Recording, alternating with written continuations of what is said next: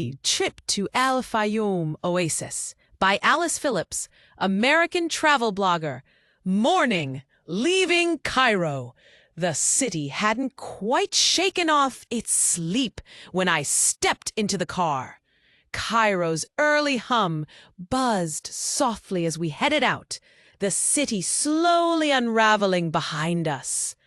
As someone who's used to urban sprawl, it always amazes me how quickly Egypt transforms. 1 minute, you're caught in the traffic near Tahrir Square, and the next, you're gliding past golden desert fields bathed in soft morning light.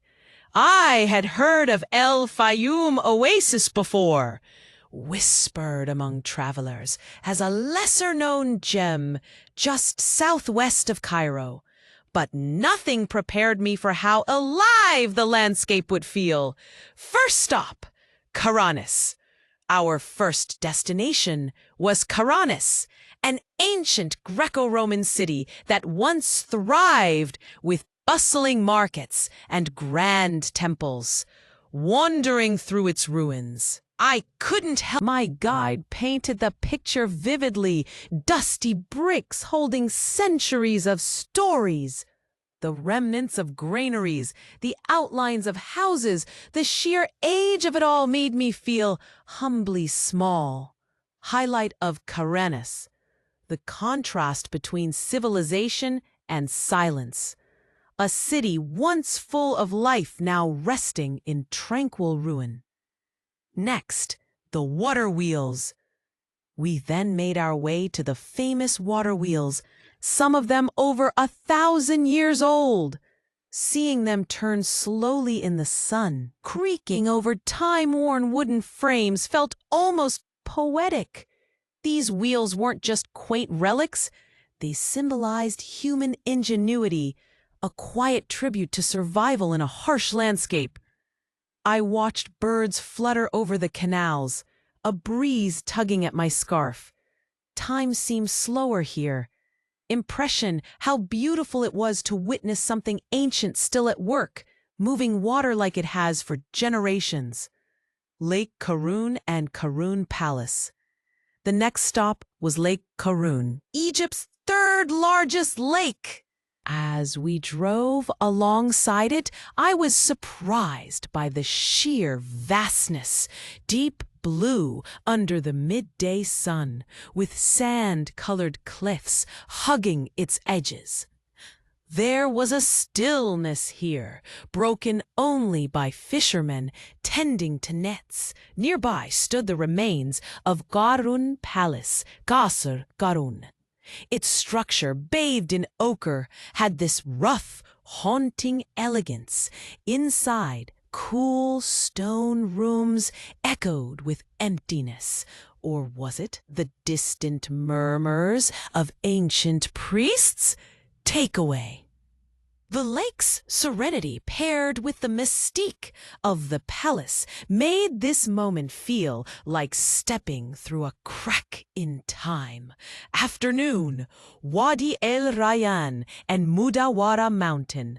We then headed to Wadi El Rayan, a protected area known for its twin lakes and cascading waterfalls. Yes, waterfalls in the desert. The breeze that danced across the water was refreshing, almost playful, and I stood there grinning like a kid.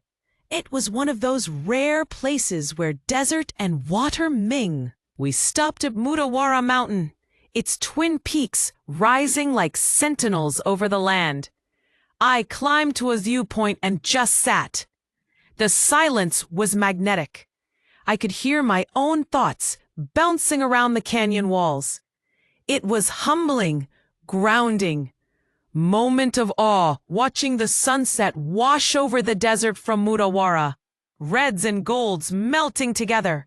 I felt completely present.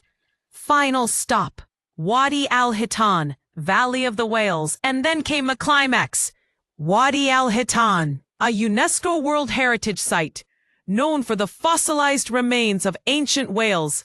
I walked in reverence, past skeletal giants that once swam here when this desert was a sea. The landscape was surreal. Wind-carved dunes, pale bones nestled in sand, ancient secrets whispered through dry air. It was almost too much to take in. Science, nature, history, time, all folding over one another in this jaw-dropping valley. Unforgettable feeling, standing next to a 40-million-year-old whale fossil and realizing how fleeting and magical our place is in the story of Earth. Summary of the day. Today felt like stepping into a time machine built by nature, history, and wonder. El Fayoum didn't just offer sights, it offered perspective. And I, Alice Phillips, left feeling quieter, fuller, and somehow more alive.